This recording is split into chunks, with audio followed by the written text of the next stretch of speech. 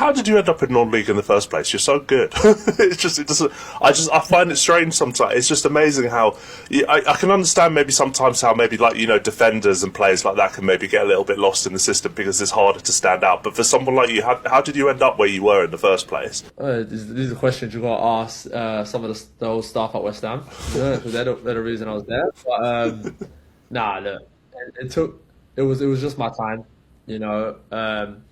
I was probably just a player that probably older than me, past me, probably would have said, look, the academy system wouldn't have benefited you as much as the non-league system did. And thankfully, I went down that system because I wouldn't be where I am if it wasn't for non-league. Is it just something you reflect back on now and it's just part of your journey in the game and how you've got to where you are and the person you are? And do you still feel that, having been through the non-league part, every time you do have the professional football experience, do you do still really relish and enjoy it because you've experienced without it, whereas some players maybe haven't? Yeah, 100%. Coming from the non-league system, you appreciate a lot of things more. You can see sometimes when you go to environments, you see some of the youngsters now and, they don't really appreciate what they have now.